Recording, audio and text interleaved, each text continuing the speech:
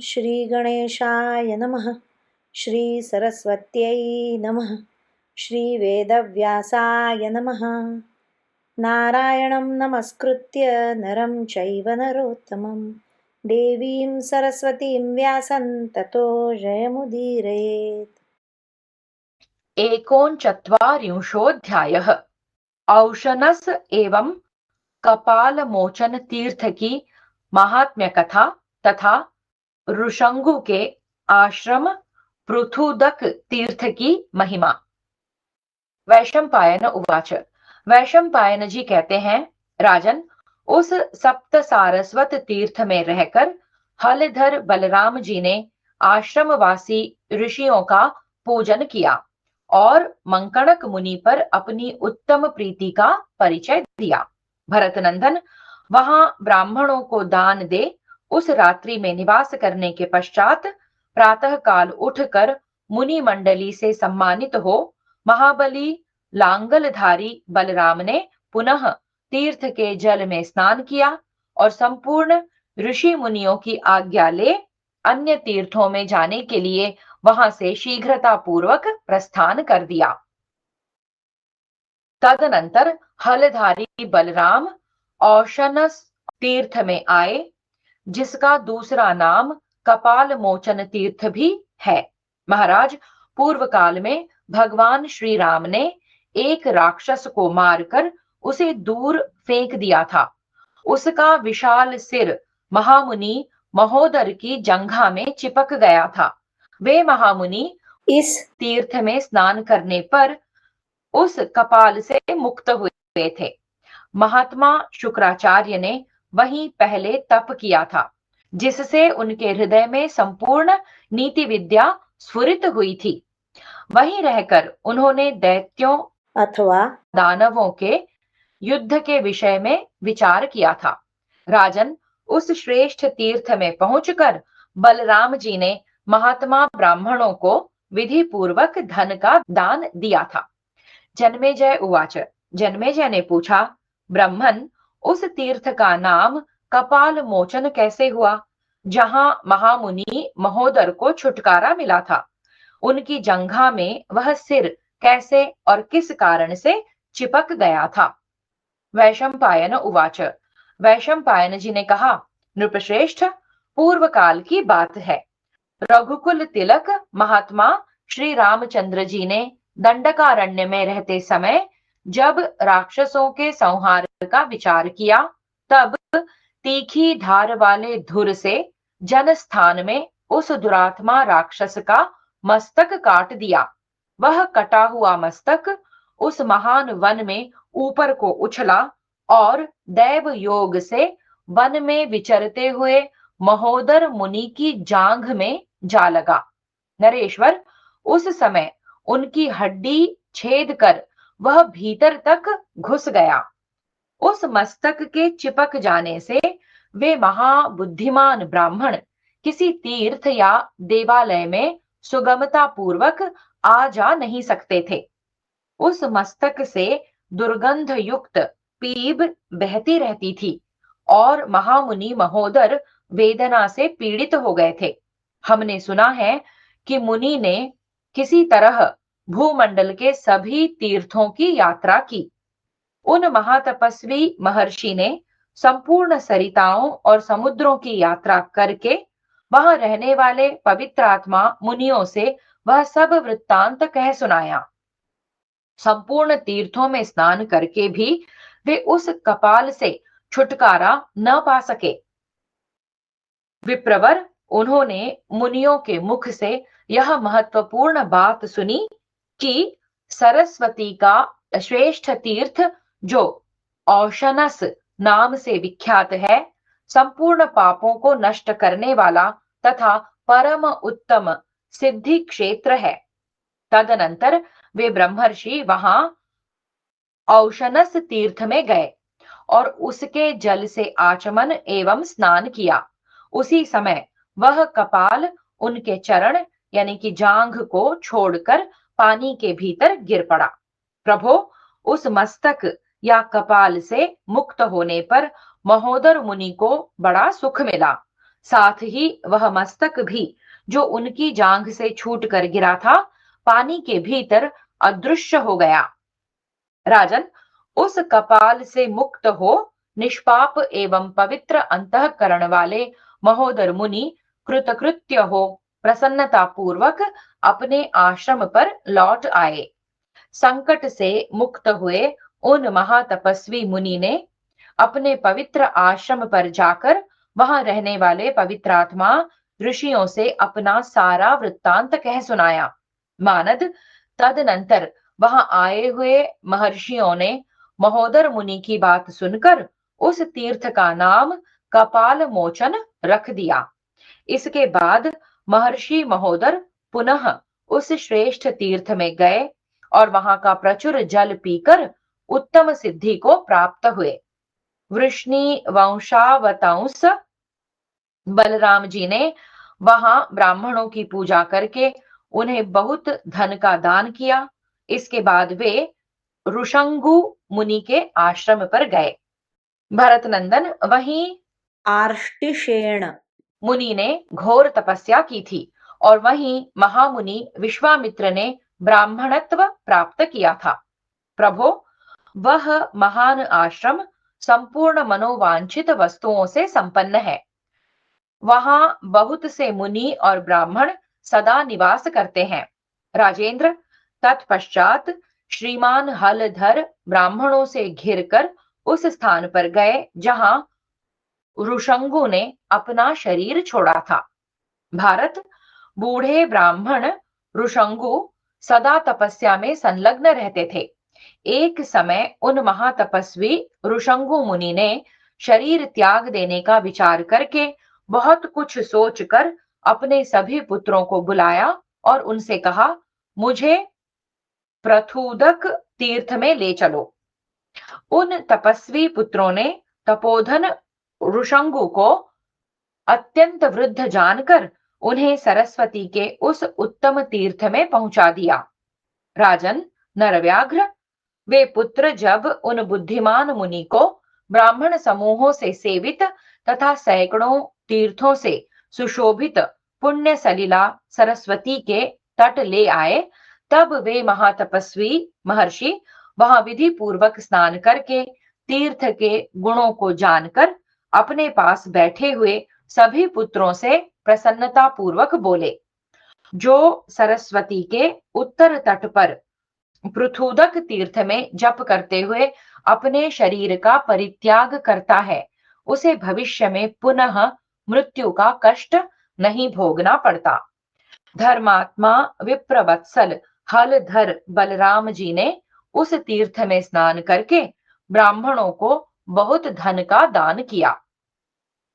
कुरुवंशी नरेश, तत्पश्चात बलवान एवं प्रतापी बलभद्र जी उस तीर्थ में आ गए जहां लोक पितामह भगवान ब्रह्मा ने सृष्टि की थी, जहां कठोर व्रत का पालन करने वाले मुनि श्रेष्ठ आर्ष्टिशेन ने बड़ी भारी तपस्या करके ब्राह्मणत्व पाया था, तथा जहां राजर्षि सिंधु द्वीप महान तपस्वी देवापी और महायशस्वी उग्र तेजस्वी एवं महातपस्वी भगवान विश्वामित्र मुनि ने भी ब्राह्मणत्व प्राप्त किया था।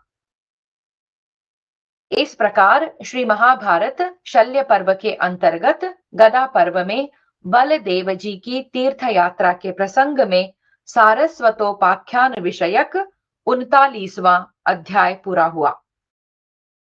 चत्वारिंशोऽध्यायः आर्ष्टिशेन एवं विश्वामित्र की तपस्या तथा वर प्राप्ति।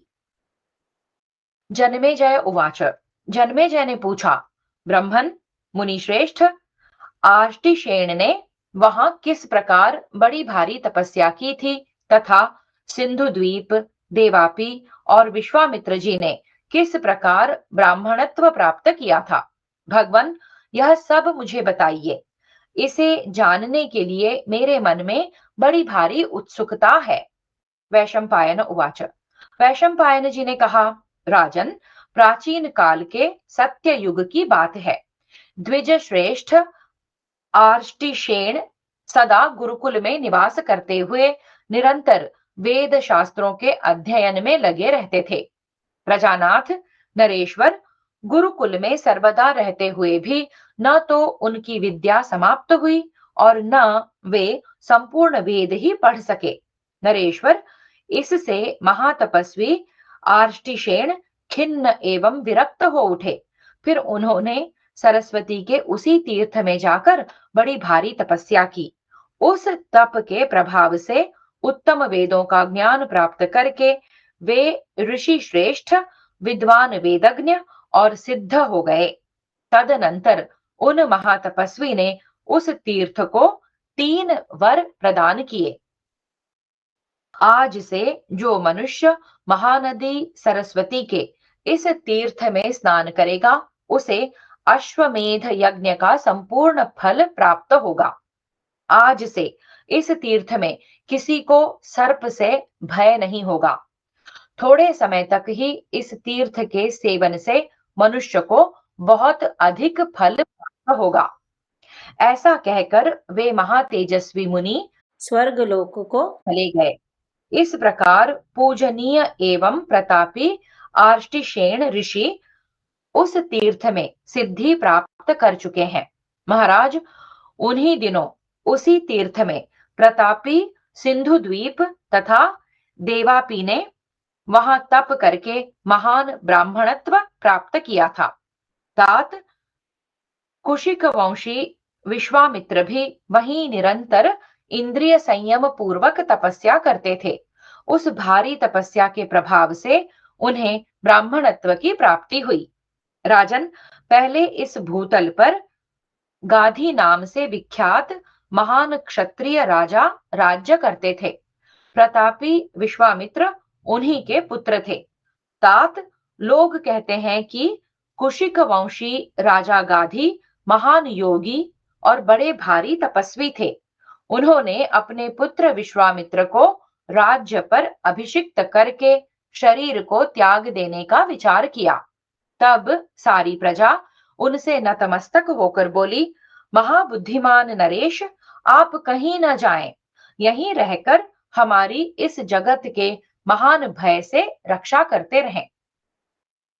उनसे ऐसा कहने पर गाधी ने संपूर्ण प्रजाओं से कहा, मेरा पुत्र संपूर्ण जगत की रक्षा करने वाला होगा, अतः तुम्हें भयभीत नहीं होना चाहिए। राजन, यों कहकर राजा गाधी विश्वामित्र को राज सिंहासन पर बिठाकर स्वर्ग लोक को चले गए। तत्पश्चात विश्वामित्र राजा हुए। वे प्रयत्नशील होने पर भी संपूर्ण भूमंडल की रक्षा नहीं कर पाते थे। एक दिन राजा विश्वामित्र ने सुना कि प्रजा को राक्षसों से महान भय प्राप्त हुआ है। तब वे चतुरंगिणी सेना लेकर नगर से निकल पड़े और दूर तक का रास्ता तय करके वशिष्ठ जी के आश्रम के पास जा पहुंचे। राजन, उनके उन सैनिकों ने वहां बहुत से अन्याय एवं अत्याचार किए। तदनंतर पूज्य ब्रह्मर्षि वशिष्ठ कहीं से अपने आश्रम पर आए। आकर उन्होंने देखा कि वह सारा विशाल वन उजाड़ होता जा रहा है। महाराज, यह देखकर मुनिवर वशिष्ठ राजा विश्वामित्र पर कुपित हो उठे। फिर उन्होंने अपनी गौ नंदिनी से कहा, तुम भयंकर भील जाति के सैनिकों की सृष्टि करो। उनके इस प्रकार आज्ञा देने पर उनकी होमधेनु ने ऐसे पुरुषों को उत्पन्न किया जो देखने में बड़े भयानक थे। उन्होंने विश्वामित्र की सेना पर आक्रमण करके उनके सैनिकों को संपूर्ण दिशाओं में मार भगाया। गाधी नंदन विश्वामित्र ने जब यह सुना कि मेरी सेना भाग गई, तो तप को ही अधिक प्रबल मानकर तपस्या में ही मन लगाया। राजन, उन्होंने सरस्वती के उस श्रेष्ठ तीर्थ में चित्त को एकाग्र करके नियमों और उपवासों के द्वारा अपने शरीर को सुखाना आरंभ किया। वे कभी जल पीकर रहते, कभी वायु को ही आहार बनाते और कभी पत्ते चबाकर रहते थे। सदा भूमि की वेदी बनाकर उस पर सोते और तपस्या संबंधी जो अन्य सारे नियम हैं उनका भी पृथक पृथक पालन करते थे। देवताओं ने उनके व्रत में बारंबार विघ्न डाला, परंतु उन महात्मा की बुद्धि कभी नियम से विचलित नहीं होती थी। तदनंतर महान प्रयत्न के द्वारा नाना प्रकार की तपस्या करके गाधी नंदन विश्वामित्र अपने तेज से सूर्य के समान प्रकाशित होने लगे। विश्वामित्र को ऐसी तपस्या से युक्त देख महातेजस्वी एवं वरदायक ब्रह्मा जी ने उन्हें वर देने का विचार किया। राजन, तब उन्होंने यह वर मांगा कि मैं ब्राह्मण हो जाऊं। संपूर्ण लोकों के पितामह ब्रह्मा जी ने उन्हें तथास्तु कहकर वह वर दे दिया।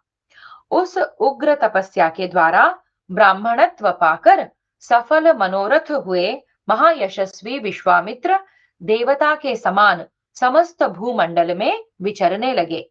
राजन, बलराम जी ने उस श्रेष्ठ तीर्थ में उत्तम ब्राह्मणों की पूजा करके उन्हें दूध देने वाली गौएं, वाहन, शैया, वस्त्र, अलंकार तथा खाने पीने के सुंदर पदार्थ प्रसन्नता पूर्वक दिए। फिर वहां से वे बक के आश्रम के निकट गए, जहां दल्भपुत्र बक ने तीव्र तपस्या की थी।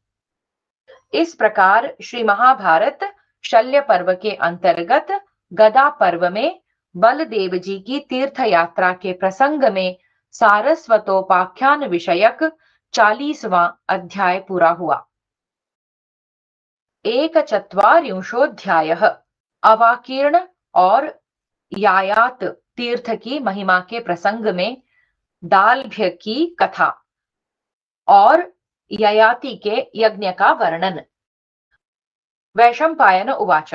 वैशंपायन जी कहते हैं, राजन, ब्राह्मणत्व की प्राप्ति कराने वाले उस तीर्थ से प्रस्थित होकर यदुनंदन बलराम जी अवाकीर्ण तीर्थ में गए, जहां आश्रम में रहते हुए महातपस्वी धर्मात्मा एवं प्रतापी दलभपुत्र बक ने महान क्रोध में भरकर घोर तपस्या द्वारा अपने शरीर को सुखाते हुए विचित्र वीर्य कुमार राजा राष्ट्र का होम कर दिया था।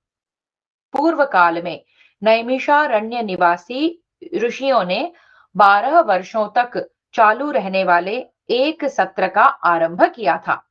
जब वह पूरा हो गया, तब वे सब ऋषि विश्वजित नामक यज्ञ के अंत में पांचाल देश में गए। वहां जाकर उन मनस्वी मुनियों ने उस देश के राजा से दक्षिणा के लिए धन की याचना की। राजन, वहां महर्षियों ने पांचालों से 21 बलवान और निरोग बछड़े प्राप्त किए। तब उनमें से दल्भपुत्र बक ने अन्य सब ऋषियों से कहा, आप लोग इन पशुओं को बांट लें। मैं इन्हें छोड़कर किसी श्रेष्ठ राजा से दूसरे पशु मांग लूंगा। नरेश्वर, उन सब ऋषियों से ऐसा कहकर वे प्रतापी उत्तम ब्राह्मण राजा धृतराष्ट्र के घर पर गए। निकट जाकर दल्भ्य ने कौरव नरेश धृतराष्ट्र से पशुओं की याचना की। यह सुनकर नृपश्रेष्ठ धृतराष्ट्र कुपित हो उठे। उनके यहाँ कुछ गौएं देवेच्छा से मर गई थी। उन्हीं को लक्ष्य करके राजा ने क्रोधपूर्वक कहा, ब्रह्मबंधो, यदि पशु चाहते हो तो इन मरे हुए पशुओं को ही शीघ्र ले जाओ। उनकी वैसी बात सुनकर धर्मज्ञ ऋषि ने चिंतामग्न होकर सोचा, अहो, बड़े खेद की बात है कि इस राजा ने भरी सभा में मुझसे ऐसा कठोर वचन कहा है। 2 घड़ी तक इस प्रकार चिंता करके रोष में भरे हुए द्विज श्रेष्ठ दालभ्य ने राजा धृतराष्ट्र के विनाश का विचार किया। वे मुनि श्रेष्ठ उन मृत पशुओं के ही मांस काट काट कर उनके द्वारा राजा धृतराष्ट्र के राष्ट्र की ही आहुति देने लगे। महाराज, सरस्वती के अवाकीर्ण तीर्थ में अग्नि प्रज्वलित करके महातपस्वी दल्भपुत्र बक उत्तम नियम का आश्रय ले उन मृत पशुओं के मांसों द्वारा ही उनके राष्ट्र का हवन करने लगे। राजन, वह भयंकर यज्ञ जब विधि पूर्वक आरंभ हुआ, तब से धृतराष्ट्र का राष्ट्र क्षीण होने लगा। प्रभो, जैसे बड़ा भारी वन कुल्हाड़ी से काटा जा रहा हो, उसी प्रकार उस राजा का राज्य क्षीण होता हुआ भारी आफत में फंस गया। वह संकटग्रस्त होकर अचेत हो गया। राजन, अपने राष्ट्र को इस प्रकार संकट मग्न हुआ देख वे नरेश मन ही मन बहुत दुखी हुए और गहरी चिंता में डूब गए। फिर ब्राह्मणों के साथ अपने देश को संकट से बचाने का प्रयत्न करने लगे। अनघ, जब किसी प्रकार भी वे भूपाल अपने राष्ट्र का कल्याण साधन न कर सके और वह दिन प्रतिदिन क्षीण होता ही चला गया, तब राजा और उन ब्राह्मणों को बड़ा खेद हुआ। नरेश्वर जन्मेजय, जब धृतराष्ट्र अपने राष्ट्र को उस विपत्ति से छुटकारा दिलाने में समर्थ न हो सके, तब उन्होंने प्राश्निकों यानी प्रश्न पूछने पर भूत, वर्तमान और भविष्य की बातें बताने वालों को बुलाकर उनसे इसका कारण पूछा। तब उन प्राश्निकों ने कहा, आपने पशु के लिए याचना करने वाले बक मुनि का तिरस्कार किया है, इसलिए वे मृत पशुओं के मांसों द्वारा आपके इस राष्ट्र का विनाश करने की इच्छा से होम कर रहे हैं। उनके द्वारा आपके राष्ट्र की आहुति दी जा रही है, इसलिए इसका महान विनाश हो रहा है। यह सब उनकी तपस्या का प्रभाव है, जिससे आपके इस देश का इस समय महान विलय होने लगा है। भूपाल सरस्वती के कुंज में जल के समीप वे मुनि विराजमान हैं, आप उन्हें प्रसन्न कीजिए। तब राजा ने सरस्वती के तट पर जाकर बक मुनि से इस प्रकार कहा, भरत श्रेष्ठ, वे पृथ्वी पर माथा टेक हाथ जोड़कर बोले, भगवान, मैं आपको प्रसन्न करना चाहता हूं। आप मुझ दीन, लोभी और मूर्खता से हतबुद्धि हुए अपराधी के अपराध को क्षमा कर दें। आप ही मेरी गति हैं, आप ही मेरे रक्षक हैं, आप मुझ पर अवश्य कृपा करें। राजा धृतराष्ट्र को इस प्रकार शोक से अचेत होकर विलाप करते देख उनके मन में दया आ गई और उन्होंने राजा के राज्य को संकट से मुक्त कर दिया। ऋषि क्रोध छोड़कर राजा पर प्रसन्न हुए और पुनः उनके राज्य को संकट से बचाने के लिए आहुति देने लगे। इस प्रकार राज्य को विपत्ति से छुड़ाकर राजा से बहुत से पशु ले प्रसन्न चित्त हुए महर्षि दालभ्य पुनः नैमिषारण्य को ही चले गए।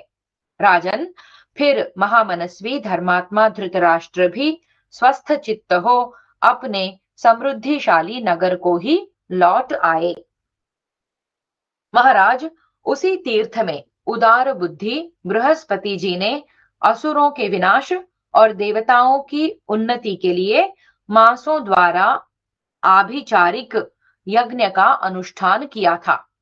इससे वे असुर क्षीण हो गए और युद्ध में विजय से सुशोभित होने वाले देवताओं ने उन्हें मार भगाया।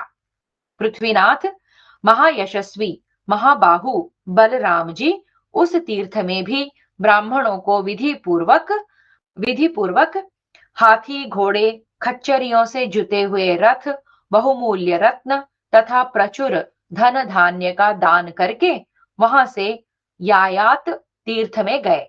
महाराज, वहां पूर्व काल में नहुष नंदन महात्मा ययाति ने यज्ञ किया था, जिसमें सरस्वती ने उनके लिए दूध और घी का स्रोत बहाया था। पुरुष सिंह भूपाल ययाति वहां यज्ञ करके प्रसन्नता पूर्वक ऊर्ध्व लोक में चले गए और वहां उन्हें बहुत से पुण्य लोक प्राप्त हुए।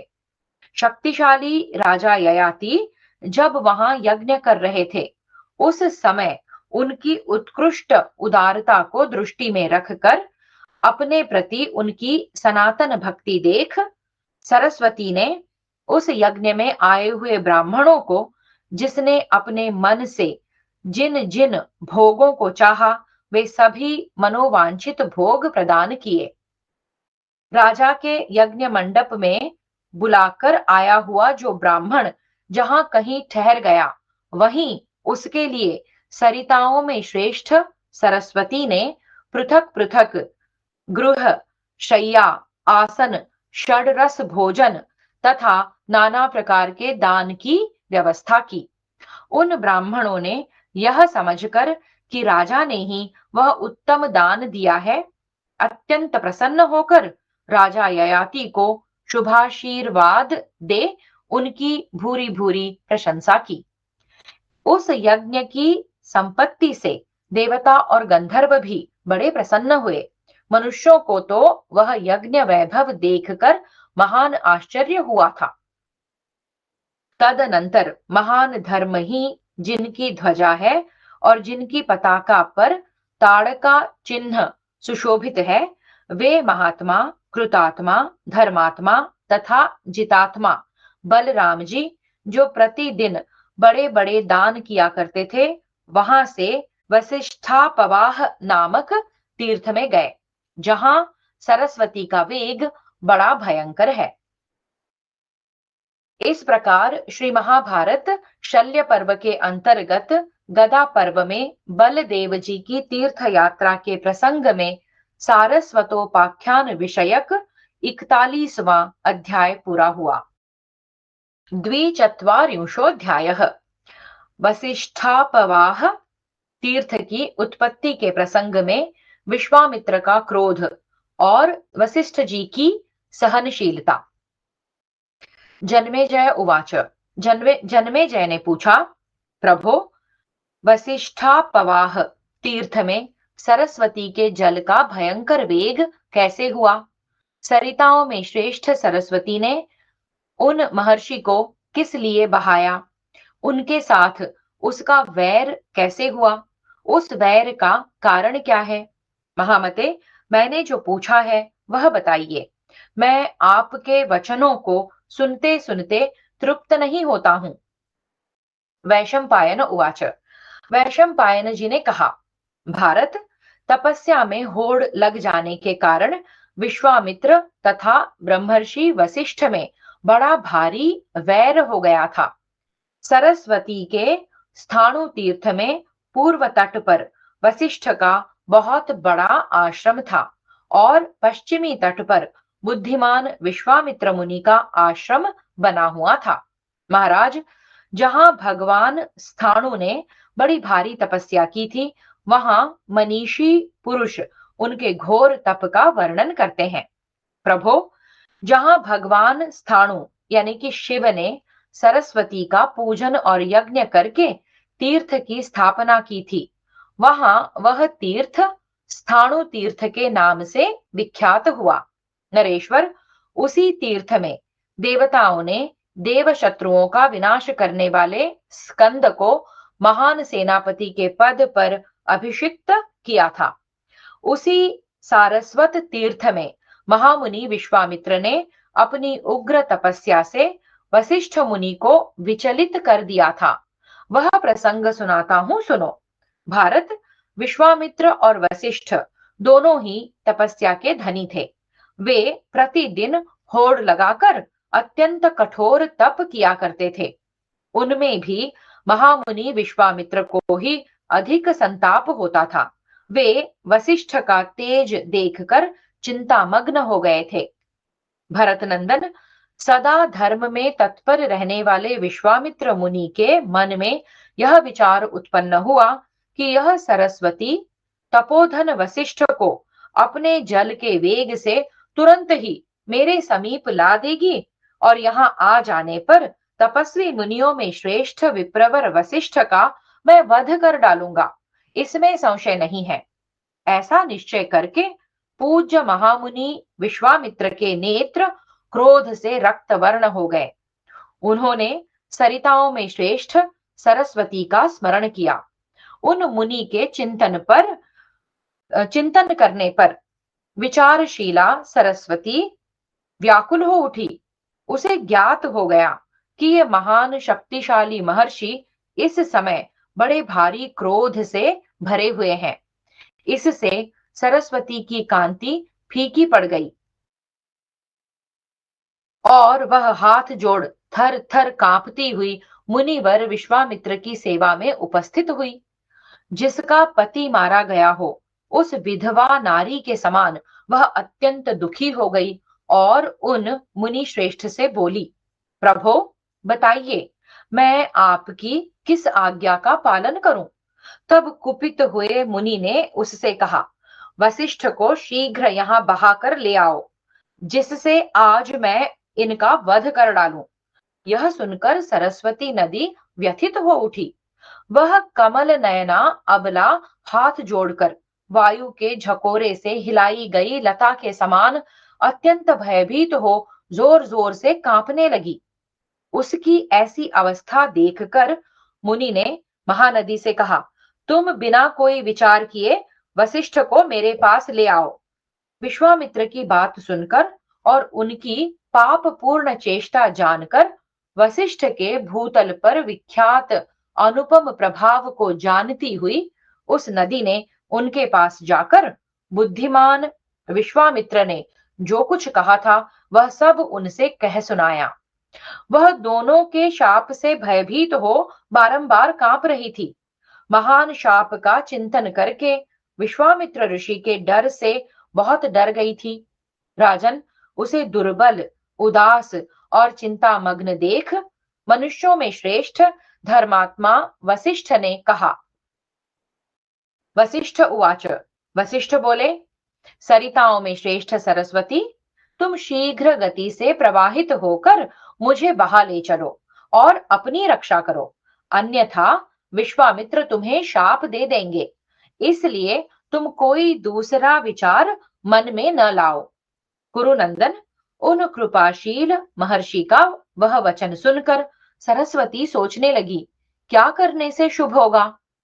उसके मन में यह विचार उठा कि वशिष्ठ जी ने मुझ पर बड़ी भारी दया की है, अतः सदा मुझे इनका हित साधन करना चाहिए। राजन, तदनंतर ऋषि श्रेष्ठ विश्वामित्र को अपने तट पर जप और होम करते देख सरिताओं में श्रेष्ठ सरस्वती ने सोचा, यही अच्छा अवसर है। फिर तो उस नदी ने पूर्व तट को तोड़कर उसे अपने वेग से बहाना आरंभ किया। वह बहते हुए किनारे के साथ मित्रा वरुण के पुत्र वशिष्ठ जी भी बहने लगे। राजन, बहते समय वशिष्ठ जी सरस्वती की स्तुति करने लगे। सरस्वती, तुम पितामह ब्रह्मा जी के सरोवर से प्रकट हुई हो, इसीलिए तुम्हारा नाम सरस्वती है। तुम्हारे उत्तम जल से ही यह सारा जगत व्याप्त है। देवी, तुम ही आकाश में जाकर मेघों में जल की सृष्टि करती हो। तुम ही संपूर्ण जल हो। तुमसे ही हम ऋषिगण वेदों का अध्ययन करते हैं। तुम ही पुष्टि, कीर्ति, द्युति, सिद्धि, बुद्धि, उमा, वाणी और स्वाहा हो। यह सारा जगत तुम्हारे अधीन है। तुम ही समस्त प्राणियों में 4 प्रकार के रूप धारण करके निवास करती हो। परा, पश्यंती, मध्यमा और वैखरी, यह 4 प्रकार की वाणी ही सरस्वती का चतुर्विध रूप है। राजन, महर्षि के मुख से इस प्रकार स्तुति सुनती हुई सरस्वती ने उन ब्रह्मर्षि को अपने वेग द्वारा विश्वामित्र के आश्रम पर पहुंचा दिया और विश्वामित्र से बारंबार निवेदन किया कि वशिष्ठ मुनि उपस्थित हैं। सरस्वती द्वारा लाए हुए वशिष्ठ को देखकर विश्वामित्र कुपित हो उठे और उनके जीवन का अंत कर देने के लिए कोई हथियार ढूंढने लगे। उन्हें कुपित देख सरस्वती नदी ब्रह्म हत्या के भय से आलस्य छोड़ दोनों की आज्ञा का पालन करती हुई विश्वामित्र को धोखा देकर वशिष्ठ मुनि को पुनः पूर्व दिशा की ओर बहा ले गई। मुनि श्रेष्ठ वशिष्ठ को पुनः अपने से दूर बहाया गया देख अमर्षशील विश्वामित्र दुख से अत्यंत कुपित हो बोले, सरिताओं में श्रेष्ठ कल्याणमयी सरस्वती, तुम मुझे धोखा देकर फिर चली गई, इसलिए अब जल की जगह रक्त बहाओ, जो राक्षसों के समूह को अधिक प्रिय है। बुद्धिमान विश्वामित्र के इस प्रकार शाप देने पर सरस्वती नदी 1 साल तक रक्त मिश्रित जल बहाती रही। तदनंतर ऋषि, देवता, गंधर्व और अप्सरा सरस्वती को उस अवस्था में देखकर अत्यंत दुखी हो गए। नरेश्वर, इस प्रकार वह स्थान जगत में वशिष्ठापवाह के नाम से विख्यात हुआ। वशिष्ठ जी को बहाने के पश्चात सरिताओं में श्रेष्ठ सरस्वती फिर अपने पूर्व मार्ग पर ही बहने लग गई। इस प्रकार श्री महाभारत शल्य पर्व के अंतर्गत गदा पर्व में बलदेव जी की तीर्थ यात्रा के प्रसंग में सारस्वतोपाख्यान विषयक 42वां अध्याय पूरा हुआ। 43वां ऋषियों के प्रयत्न से सरस्वती के शाप की निवृत्ति, जल की शुद्धि तथा अरुणा संग में स्नान करने से राक्षसों और इंद्र का संकट मोचन। वैशंपायन उवाच। वैशंपायन जी कहते हैं, राजन, कुपित हुए बुद्धिमान विश्वामित्र ने जब सरस्वती नदी को शाप दे दिया, तब वह नदी उस उज्जवल एवं श्रेष्ठ तीर्थ में रक्त की धारा बहाने लगी। भारत, तदनंतर वहां बहुत से राक्षस आ पहुंचे। वे सब के सब उस रक्त को पीते हुए वहां सुखपूर्वक रहने लगे। उस रक्त से अत्यंत तृप्त, सुखी और निश्चिंत हो वे राक्षस वहां नाचने और हंसने लगे, मानो उन्होंने स्वर्ग लोक को जीत लिया हो। पृथ्वीनाथ कुछ काल के पश्चात बहुत से तपोधन मुनि सरस्वती के तट पर तीर्थ यात्रा के लिए पधारे।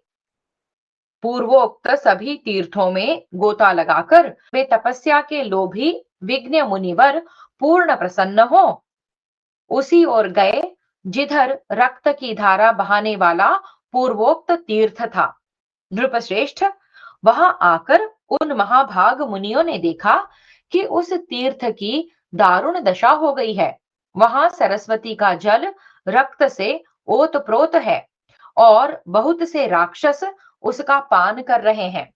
राजन, उन राक्षसों को देखकर कठोर व्रत का पालन करने वाले मुनियों ने सरस्वती के उस तीर्थ की रक्षा के लिए महान प्रयत्न किया। उन सभी महान व्रतधारी महाभाग ऋषियों ने मिलकर सरिताओं में श्रेष्ठ सरस्वती को बुलाकर पूछा, कल्याणी, तुम्हारा यह कुंड इस प्रकार रक्त से मिश्रित क्यों हो गया? इसका क्या कारण है, बताओ। उसे सुनकर हम लोग कोई उपाय सोचेंगे। तब कांपती हुई सरस्वती ने सारा वृत्तांत यथार्थ रूप से कह सुनाया। उसे दुखी देख वे तपोधन महर्षि उससे बोले, निष्पाप सरस्वती, हमने शाप और उसका कारण सुन लिया। ये सभी तपोधन इस विषय में समयोचित कर्तव्य का पालन करेंगे। सरिताओं में श्रेष्ठ सरस्वती से ऐसा कहकर वे आपस में बोले, हम सब लोग मिलकर इस सरस्वती को शाप से छुटकारा दिलावें। राजन, उन सभी ब्राह्मणों ने तप, नियम, उपवास, नाना प्रकार के संयम तथा कष्ट साध्य व्रतों के द्वारा पशुपति विश्वनाथ महादेव जी की आराधना करके सरिताओं में श्रेष्ठ उस सरस्वती देवी को शाप से छुटकारा दिलाया। उनके प्रभाव से सरस्वती प्रकृतिस्थ हुई, उसका जल पूर्ववत स्वच्छ हो गया। शाप मुक्त हुई सरिताओं में श्रेष्ठ सरस्वती पहले की भांति शोभा पाने लगी। उन मुनियों के द्वारा सरस्वती का जल वैसा शुद्ध कर दिया गया, यह देखकर वे भूखे हुए राक्षस उन्हीं महर्षियों की शरण में गए। राजन, तदनंतर वे भूख से पीड़ित हुए राक्षस उन सभी कृपालु मुनियों से बारंबार हाथ जोड़कर कहने लगे, महात्माओं, हम भूखे हैं, सनातन धर्म से भ्रष्ट हो गए हैं।